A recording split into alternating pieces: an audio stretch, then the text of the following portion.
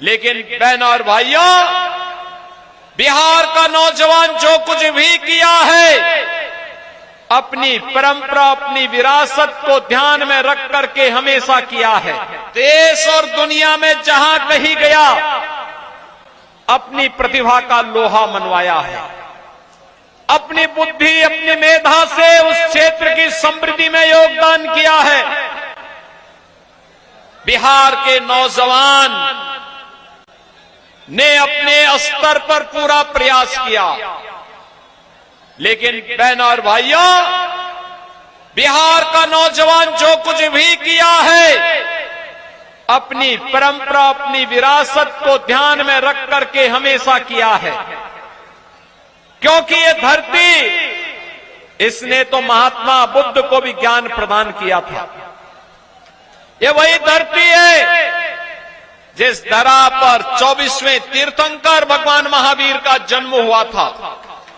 ये वही धरती है जिस धरती ने महाराजा कामेश्वर सिंह को जन्म दे करके शिक्षा, संगीत और जीवन के प्रत्येक क्षेत्र में कैसे विकास के कीर्तिमान स्थापित किए जाते हैं, यही धरती है जिसने मैथिली और भोजपुरी की छठ की परंपरा को वैश्विक पहचान दिलाने वाली शारदा सिन्हा को जन्म दिया।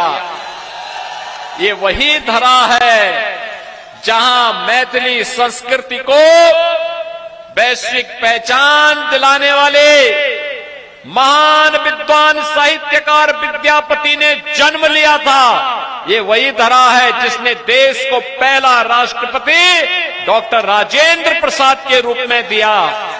ये वही धरती है जिस धरती ने जननायक कर्पूरी ठाकुर और लोक नायक जयप्रकाश नारायण को भारत को दिया था, भारत के युवाओं को दिया था। बहनों और भाइयों, उसी बिहार के सामने पहचान का संकट 1990 से लेकर के 2005 के बीच में किसने खड़ा किया? यही कांग्रेस है, यही आरजेडी है। याद करिए, इन्हीं लोगों के कारण बिहार पिछड़ता गया, पिछड़ता गया, पिछड़ता गया, बीमारू हो गया। याद करिए, यही आरजेडी का शासन,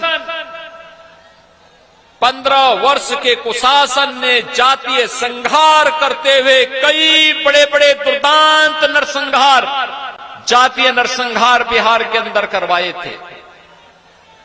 30,000 से अधिक अपहरण की घटनाओं को अंजाम देकर के क्या व्यापारी, क्या उद्यमी, क्या चिकित्सक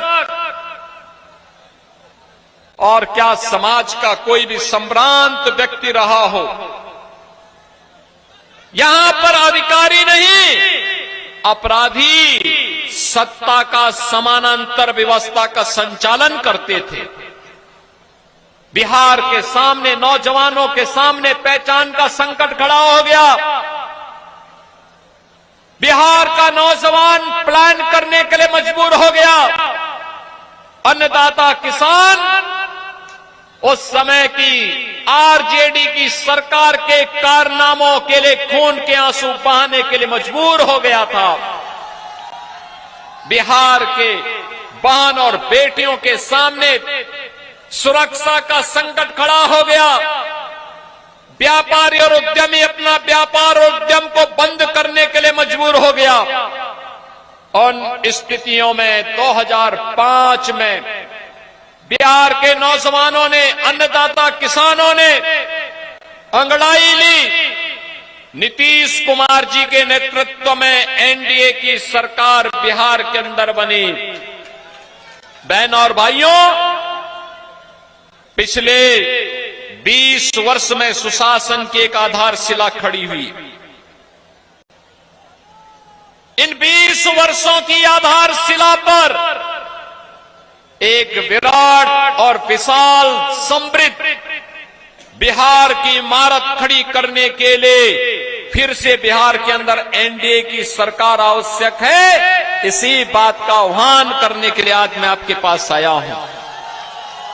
आप याद करिए, गोपालगंज और उत्तर प्रदेश तो मिले जुले हैं। एकदम कुशीनगर का हमारा जनपद गोपालगंज से सटा हुआ है। बहनों और भाइयों, पता ही नहीं लगता। गोपालगंज के लोग सुबह जाते हैं, दोपहर में वहां खरीदारी करके फिर वहां का दोपहर का लंच गोरखपुर में लेकर के वापस गोपालगंज वापस आ जाते हैं। मेहमान कोई घर में आया, घुमाने के बहाने गोरखपुर लेके जाते हैं, वहीं खरीदारी करते हैं, रात्रि का भोजन करते हैं, फिर रात्रि के लिए गोपालगंज वापस आ जाते हैं। एकदम मिला है, एकदम एक दूसरे का सहन जैसा है। और इसीलिए तो बिहार के अंदर सिवान भी एक जनपद बन गया, यानी एक दूसरे से जुड़े हुए हैं, कहीं भी कोई भेद नहीं। और यूपी और बिहार तो रोटी बेटी के संबंध के साथ ही नहीं जुड़ा है, एक साझी विरासत के साथ भी जुड़ा हुआ है।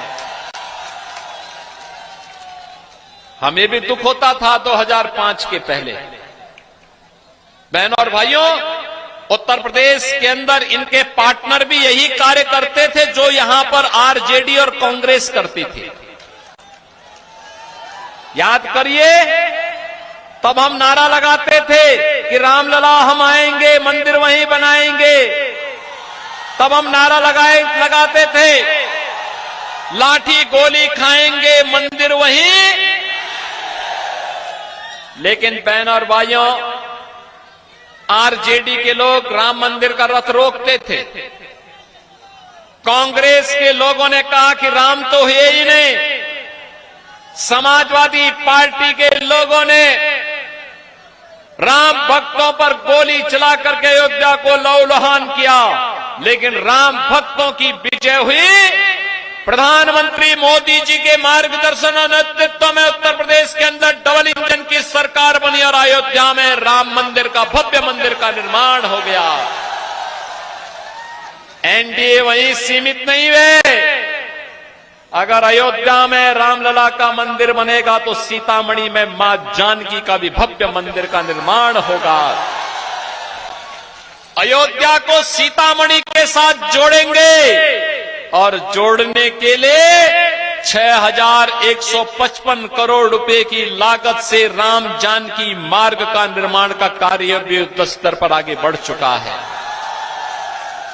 बहनों और भाइयों, ये है विरासत का सम्मान, ये है आस्था का सम्मान। क्या ये काम कांग्रेस कर पाती? क्या ये काम आरजेडी कर पाती? और क्या ये काम उत्तर प्रदेश में इनका पार्टनर समाजवादी पार्टी करता? आज बिहार में क्या नहीं है? कनेक्टिविटी, रोड की कनेक्टिविटी है, रेल की सुविधा है, मेट्रो भी आना प्रारंभ हो गया है, एयरपोर्ट है, वाटर वे का निर्माण हो रहा है, मेडिकल कॉलेजेस बन रहे हैं, इंजीनियरिंग कॉलेजेस की एक श्रृंखला खड़ी हुई है, एनआईटी, आईएम, आईआईटी, एम्स, आज ये सब बिहार में है। बहनों और भाइयों, इसमें और गति देनी है, बिहार को और गति देनी है। विकास भी होगा, विरासत का भी सम्मान होगा और गरीबों का भी कल्याण होगा। आप याद करिए, करने की इच्छा शक्ति होनी चाहिए। जिसको नहीं करना होगा वो समस्याओं को गिनाएगा, जिसको करना होगा वो समाधान लेकर के आएगा।